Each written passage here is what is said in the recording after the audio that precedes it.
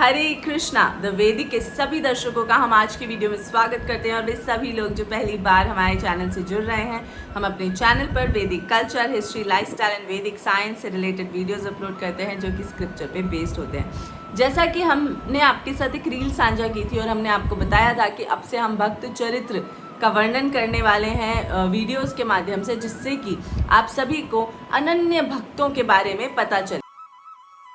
इस सभी कथाएं भक्तमाल जी से लिए जो कि नाभादास जी द्वारा कृत है। ये गीता प्रेस से हमने ये बुक ली थी और ये ही माध्यम है हमारी इन्फॉर्मेशन का। तो विदाउट वेस्टिंग टाइम चलते हैं हम आज की पहली कथा की तरफ, क्योंकि हमने ऑलरेडी डिटेल में बता दिया है कि हम क्यों भक्त चरित्र अब डिस्कस करने वाले हैं रील के माध्यम से। तो हम जो पहले भक्त की चर्चा करने वाले हैं वो हैं माधवदास जी। माधवदास जी को परिचय की कोई आवश्यकता नहीं है। यदि आप जगन्नाथपुरी जाएंगे तो आपको सर्वप्रथम बच्चे से सुनने मिलेगा कि माधवदास जी कौन थे। माधवदास जी के भक्तिमय पद चिन्हों पर चलकर अनन्य भक्तों ने कलयुग में आगे चलकर भी भक्ति भगवान की प्राप्त की है। माधवदास जी तृणादपि सुनिचेन का एक साक्षात उदाहरण थे। तृणादपि सुनिचेन का तात्पर्य है कि हर वैष्णव को तृण के समान या तृण से भी अपने आप को छोटा मानना चाहिए, मतलब ईगोइस्टिक नहीं होना चाहिए। उसके साक्षात उदाहरण है माधवदास जी, जो हम कथा में आगे आज सुनने वाले हैं। माधवदास जी एक गृहस्थ थे। गृहस्थी का अच्छे से निर्वाह करते हुए जब आगे चलकर उनकी धर्म पत्नी का देहांत हुआ, तत्पश्चात माधवदास जी में एक वैराग्य की स्थिति उत्पन्न हुई और उन्होंने गृहस्थी को छोड़ा। अपनी माता के पास अपने पुत्र को छोड़कर वो भगवान की भक्ति के लिए आगे बढ़े। जब उन्होंने अपनी लाइफ के लिए डिसीजन लिया तो उन्होंने जाना कि मुझे पुरी जाना चाहिए। वो पुरी आए और समुद्र के किनारे बैठकर भगवान का भजन करने लगे। क्योंकि उनके पास रहने को कोई ठौर नहीं था, तब उन्होंने डिसाइड किया कि मैं किसी के पास भिक्षा मांगने नहीं जाऊंगा। मैं कोशिश करूंगा कि मैं यहीं बैठकर भगवान का भजन करूं और जो भी कुछ होगा भगवान मुझे पवा देंगे, आकर कोई ना कोई मुझे भोजन दे ही देगा। ऐसा सोच के उन्होंने भगवान का भजन करना, अनन्य भजन करना शुरू किया। देखिए, भगवान तो भक्त वत्सल हैं, वो अपने किसी भी भक्त को कष्ट में नहीं देख सकते। माधवदास जी को कोई कष्ट नहीं था। वो अनेक दिन तक बिना पानी और बिना खाने के आराम से व्रत पे रह लेते थे। तो माधवदास जी अपनी भजन कर रहे थे, परंतु जगन्नाथ जी को उन पर बड़ी दया आई। जगन्नाथ जी ने सुभद्रा मैया से कहा, सुभद्रे जाओ और माधवदास को पूरा भोजन पवा के आओ। तब सुभद्रा मैया ने खुद की प्लेट क्यों लेकर जाए, तो अपने भैया की, मतलब भगवान जगन्नाथ जी की भोग लगाई हुई थाल उठाई और प्रसादी के रूप में वो माधवदास जी के पास एक कन्या बनकर, यंग गर्ल बनके देने के लिए चली गई। माधवदास जी अपने भजन में व्यस्त थे, आंखें बंद थी, भगवान के ध्यान में लीन थे। तो सुभद्रा महारानी ने उन्हें डिस्टर्ब नहीं किया और उनके समक्ष वो थाल रखकर वापस आ गई। जब भगवान ने पूछा क्या तुमने अब जो प्रसाद था वो पधराया, तो सुभद्रा जी ने कहा कि वो अपने भजन में लीन थे, मैं उनके समक्ष रख कर आ गई हूँ। जब माधवदास जी की आंख खुली तो माधवदास जी ने देखा कि उनके समक्ष एक थाल है, बहुत सुंदर थाल है जिसमें कि बहुत सारे व्यंजन रखे हैं। माधवदास जी ने कहा, जय जगन्नाथ भगवान, आपकी लीला अपरंपार है। आप तो भगवान हैं और भगवान भोजन में ही यहाँ पर विद्यमान है। और उन्होंने महाप्रसादे गोविंदा करके भोग पा लिया, प्रसाद भगवान का जो था वो पा लिया। थाल को साफ करके उन्होंने तो ध्यान भी नहीं दिया, क्योंकि वो माया में इतने नहीं थे कि स्वर्ण का थाल है, और अपने पास में समक्ष वो थाल रख दिया कि जिसका भी होगा, जिसने भी मुझे प्रसादी दी वो लेकर जाएगा। यहाँ मंदिर खुलने पर जब पंडा पुजारियों ने देखा कि मंदिर से भगवान जगन्नाथ की स्वर्ण थाल भोग की गायब है, तो उन्होंने राजा को इन्फॉर्म किया और राजा के सैनिकों ने जब थाल की ढूंढ करना शुरू करी तो उन्हें माधवदास जी के पास में वो थाल रखा हुआ मिला और उसी के साथ वो माधवदास जी को बंदी बनाकर कारागृह में ले आए। उनकी बहुत कोड़ों से पिटाई हुई और उसके बाद उन्हें छोड़ दिया गया। माधवदास जी का यहाँ कोई गलती नहीं थी, परंतु माधवदास जी ने एक्सेप्ट किया कि भगवान जो भी कुछ हो रहा है आपकी लीलावश हो रहा है, मुझे कोई प्रॉब्लम नहीं है। और वो जय जगन्नाथ करके फिर से अपने भजन में व्यस्त हो गए। उसी रात उन पंडा पुजारी को एक स्वप्न आया जिसमें जगन्नाथ जी अति क्रोध में उन्हें कहने लगे कि अब मैं तुम्हारा सर्वनाश करूंगा, क्योंकि तुमने मेरे परम भक्त पर कोड़े बरसवाए हैं। और आकर देखो गर्भगृह में कि मुझे कितने कष्ट से वो निशान हैं शरीर पर। तो जब पंडा पुजारी वहाँ गए, उन्होंने देखा तो जितने कोड़े माधवदास जी को सैनिकों ने मारे थे वो सभी कोड़े भगवान के शरीर पर अंकित थे। ये देख के पंडा पुजारी बहुत डर गए और डर के वो दौड़ के गए माधवदास जी के पास और उन्होंने कहा कि प्रभु, मैं नहीं जानता आप कौन हैं, आप कहाँ से आए हैं, परंतु जगन्नाथ जी ने आपके इस दर्द को अपने ऊपर लिया है। तो मतलब आप उनके कोई अनन्य ही भक्त हैं। आप मुझे क्षमा करें, क्योंकि यदि आप मुझे क्षमा नहीं करेंगे तो जगन्नाथ जी का क्रोध से मुझे दुनिया में कोई नहीं बचा पाएगा। तब माधव दास जी ने जगन्नाथ जी से प्रार्थना करी कि प्रभु इनकी कोई गलती नहीं है, ये अपना सिर्फ कार्य कर रहे थे और वो उन्होंने बहुत निपुणता के साथ किया है, इनको क्षमा करें। तब भगवान ने पंडा पुजारी को कोई दंड नहीं दिया। तो ये होती है पहली कथा। अब आते हैं दूसरी कथा पर। दूसरी कथा में एक बार की बात है कि एक बहुत बड़े विद्वान जो कि काशी से आए थे, वो विद्वान शास्त्रार्थ किया करते थे सभी पंडितों से और सभी जितने भी संत होते थे उनसे, और उनसे जीत कर उनसे पत्र लिखवाते थे कि मैं इनसे जीत गया हूँ। एक बार वो आए और जगन्नाथपुरी में जब उन्होंने जाना कि माधव दास जी एक ऐसे भक्त हैं जिनको देखकर भगवान स्वयं ब्रह्म वेदी पर झूमने लगते हैं कि माधव दास में दर्शन पाने आ रहे हैं, क्यों ना इनके साथ शास्त्रार्थ किया जा सके।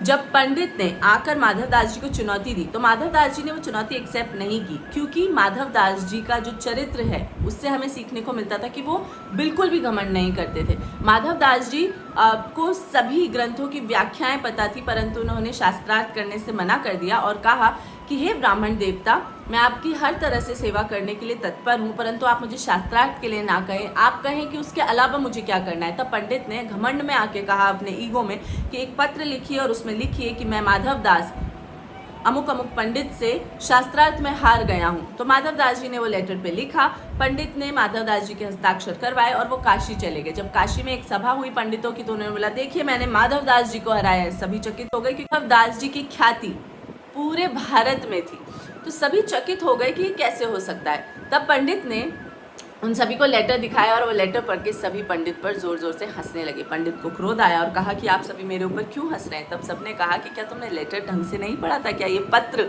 तुमने ढंग से नहीं पढ़ा था, इसमें लिखा है कि तुम माधव दास से हारे हो शास्त्रार्थ में। जैसे ही उसने वो पत्र देखा उसने बोला, नहीं ये तो मेरी आंखों के सामने लिखा गया। वो क्रोध में आ गया और माधव दास जी के पास आकर उसने बहुत क्रोध किया और कहा कि तुम कुछ जादू टोना जानते हो, तुम कुछ ऐसी विद्या जानते हो काले जादू की कि तुमने जो मेरे सामने लिखा वो उसका उल्टा हो गया, तो अब तो तुम्हें शास्त्रार्थ करना ही पड़ेगा। तो माधव दास जी फिर से, क्योंकि हमें पता है माधव दास जी के चरित्र से हमने क्या सीखा है, नो ईगो। जी ने फिर से कहा, हे ब्राह्मण देवता, आप जो कहेंगे इस बार मैं वो करने को तैयार हूँ, परंतु शास्त्रार्थ के लिए मुझसे ना कहें।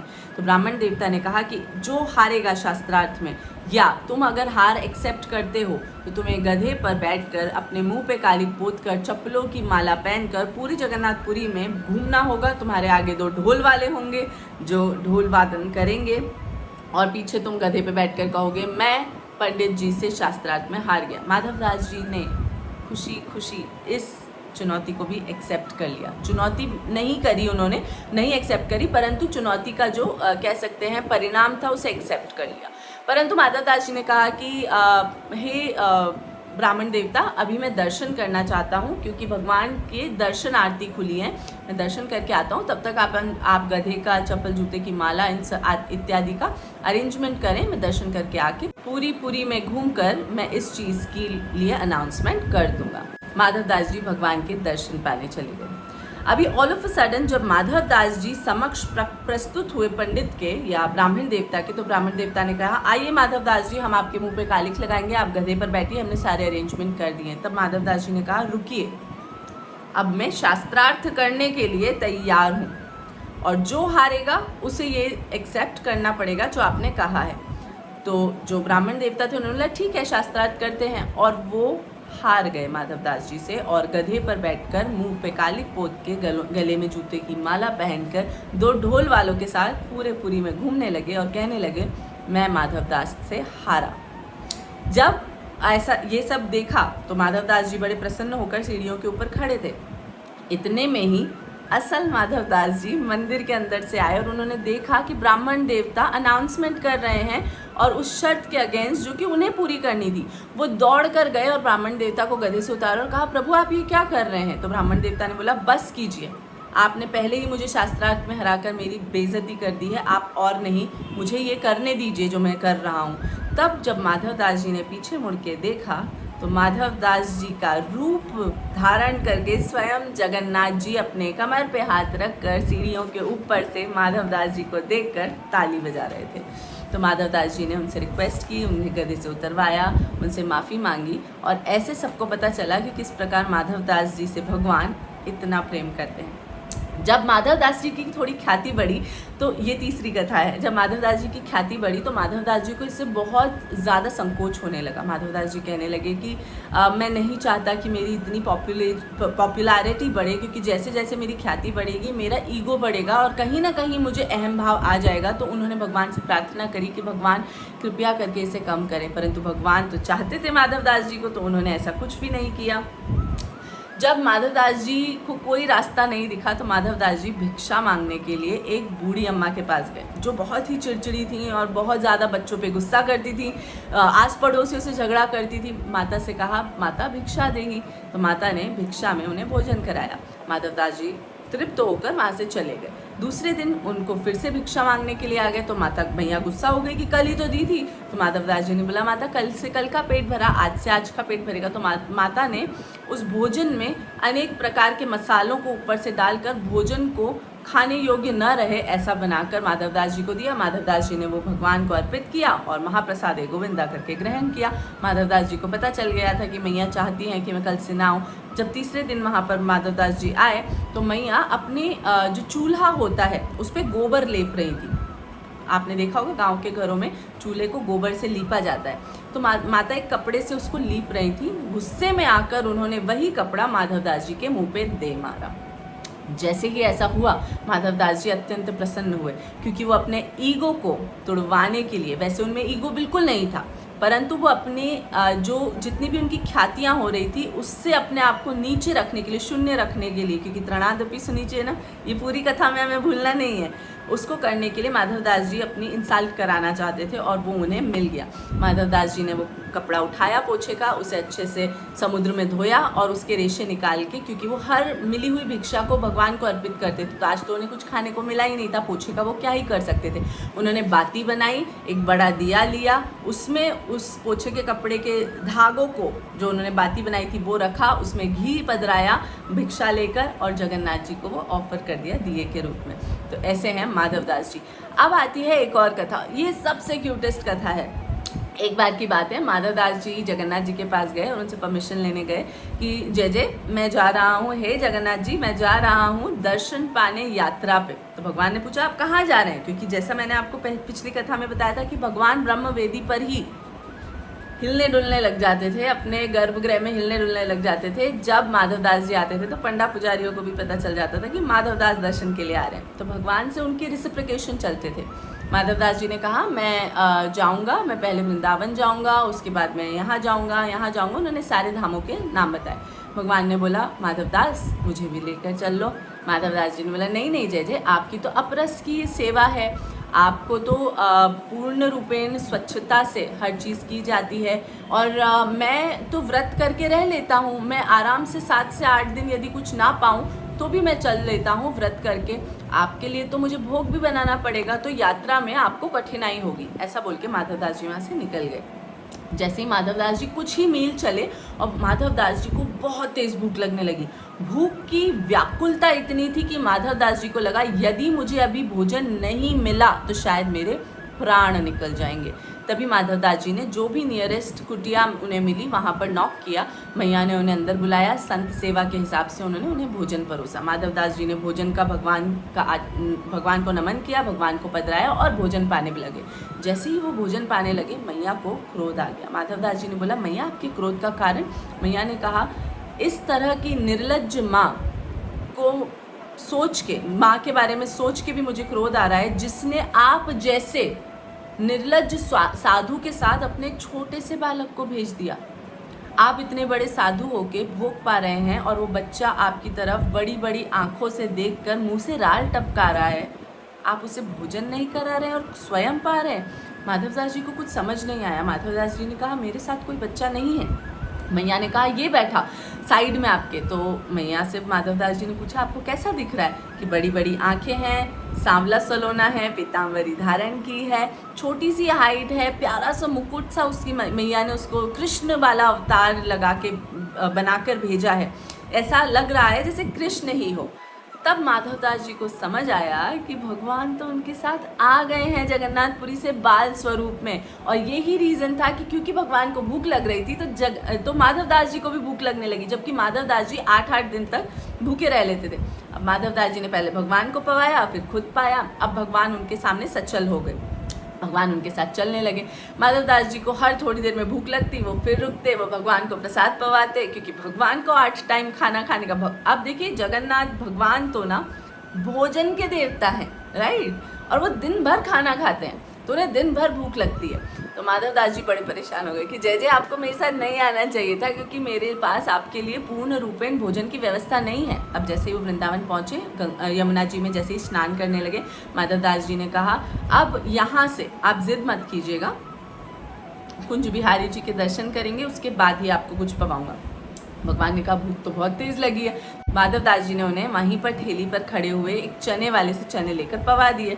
अब जब वो निधिवन गए, क्योंकि पहले कुंज बिहारी टेम्पल निधिवन में हुआ करता था, तो वहाँ पर जब वो दर्शन के लिए खड़े थे और भूख लग रहा था, तब श्री हरिदास मंदिर के गर्भगृह से बाहर आए और उन्होंने जोर से आवाज़ लगा के कहा, कौन है माधवदास, जल्दी यहाँ आए।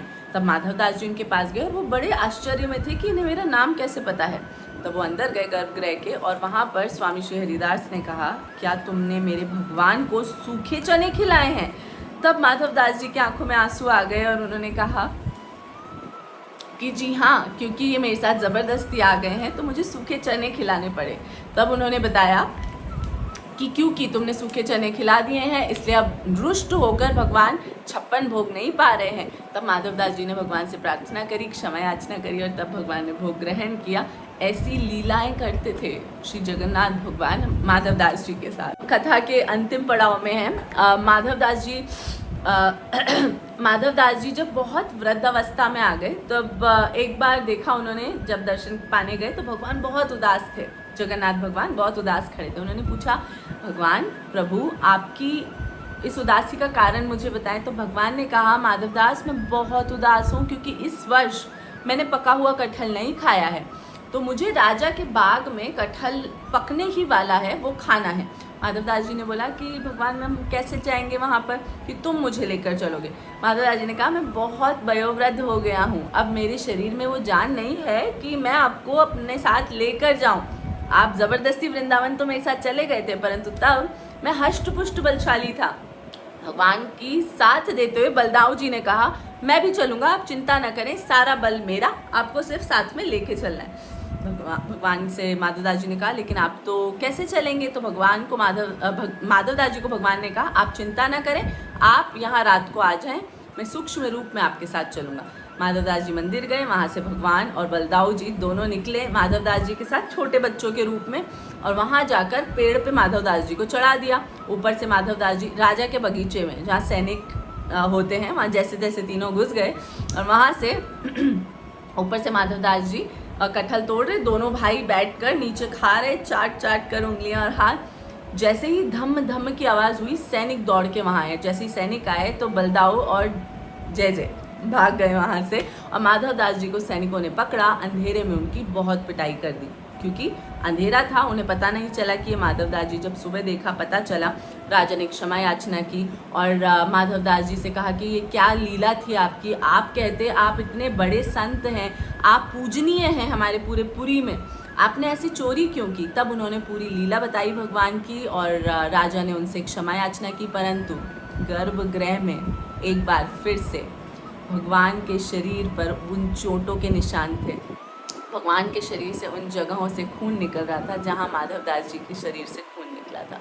ये देखकर पंडा पुजारी अपने आप को रोक नहीं पाए और वो भावुक हो गए, और माधवदास जी के श्री चरणों में गिरकर सबने नमन किया और कहा कि आपके जैसी भक्ति, जिसमें भगवान आपकी सेवा कर रहे हैं, ये हमने आज तक नहीं देखी। अंत में जब माधवदास जी बहुत ज़्यादा बलहीन हो गए, तब उन्हें एक तरह का बीमारी हो गई, जिसमें कि उनका जो मल है वो कपड़ों में ही निकल जाता था, उनकी कोपेन में ही निकल जाता था। माधवदास जी के शरीर में बिल्कुल जान नहीं थी, उनका कोई सेवा करने वाला उनके पास नहीं था। तब माधवदास जी बस भगवान का सुमिरन करते, एक जगह पड़े रहते मल में। तब एक यंग बॉय, एक लड़का, हष्ट पुष्ट जवान लड़का, वहाँ पर माधवदास जी की सेवा करने आया। जैसे तैसे माधवदास जी ने आंखें खोली और देखा, वो स्वयं पहचान गए कि और कोई नहीं, स्वयं जगन्नाथ जी हैं। रेंगते हुए, अपने आप को घसीटते हुए भगवान के श्री चरणों को पकड़ा और कहा कि प्रभु, आप ये क्या कर रहे हैं? आप मेरे मल को धो रहे हैं मेरी कोपेन से। इस प्रकार से तो आप मुझे जन्मों जन्मांतर का पाप दे रहे हैं। तब भगवान ने कहा, नहीं माधवदास, ये तो मैं करूँगा, क्योंकि इसी में मुझे सुख मिलता है, अपने भक्त की सेवा करने में, अपने अतीव हृदय से पास भक्त की सेवा करने में। तब माधवदास जी ने, ऐसा नहीं था माधवदास जी को कष्ट मुक्त होना था, उन्हें तो सब कुछ पता है कि ये जन्म मरण का बंधन है और ये उन्हीं के प्रारब्ध हैं। तब माधवदास जी ने कहा, देखिए आप तो भगवान हैं, यदि यही आपकी शर्त है कि आप मेरी सेवा करेंगे तो आप मेरा कष्ट हर लीजिए। भगवान ने कहा, माधवदास, कष्ट तो मैं तुम्हारा नहीं हर सकता, क्योंकि ये तुम्हारे प्रारब्ध हैं, क्योंकि अगर मैंने इसे हर लिया तो तुम जन्म मरण के बंधन में फिर से बन जाओगे। माधवदास जी ने बोला, मुझे कोई परेशानी नहीं है, आप मुझे जन्म मरण के बंधन में बांध दीजिए, परंतु आप मेरा मल मत हाथ लगाइए प्रभु, प्लीज़। ऐसे बोलकर माधवदास जी कि वहाँ से भगवान अदृश्य हो गए और माधवदास जी एकदम ठीक हो गए। तो माधवदास जी ने सोचा कि अभी तो भगवान ने कहा था कि कुछ दिन तुम्हारा ये कष्ट बाकी है, फिर मैं ठीक कैसे हो गया? चलिए ठीक हो गया तो भगवान की कोई कृपा रही होगी, भगवान शायद मेरा आवेदन मान गए कि मेरे को कष्ट रहित मुक्त कर दो और मुझे अगला जन्म दे देना, जन्म मरण के बंधन में बांध देना, मुझे कोई प्रॉब्लम नहीं। जैसे ही भगवान वहाँ जब माधवदास जी दर्शन करने पहुँचे, देखा तो वहाँ पंडा पुजारी विलाप कर रहे थे। जब उनसे पूछा गया कि क्या हुआ, तो उन्होंने कहा, भगवान बीमार हो गए हैं, उन्हें ज्वर आ गया है। यही है भगवान की बीमार लीला का एक और कारण। बहुत सारे कारण हैं जिसमें कि जगन्नाथ भगवान बीमार होते हैं स्नान यात्रा के बाद, उनमें से एक है माधवदास जी का कष्ट हरने के लिए। तो भगवान ने उनका कष्ट हरा नहीं, उस कष्ट को दूर नहीं किया, परंतु स्वयं पे ले लिया। तो ऐसे हैं हमारे भगवान भक्त वत्सल, और ऐसे हैं माधवदास जी जिनके चरित्र से अनंत, ये मैंने कुछ कथाएं ली है, कुछ ऐसी अनंत कथाएं हैं, जो वीडियो बहुत लंबा हो जाएगा इसलिए हम नहीं ले रहे हैं। तो ऐसे भक्त हैं माधवदास जी। तो हम माधवदास जी के श्री चरणों में प्रणाम करते हैं और यही प्रार्थना करते हैं कि वो हमें भगवान की भक्ति मार्ग पर इसी प्रकार अग्रसर रखें कि हम में हर प्रकार का जो दंभ है, हर प्रकार का जो हमारे अंदर कुप्रवृत्तियां हैं, वो दूर हों, हम भगवान की भक्ति स्वच्छंद रूप से कर सकें। Thank you for watching. हरे कृष्णा, जय जगन्नाथ।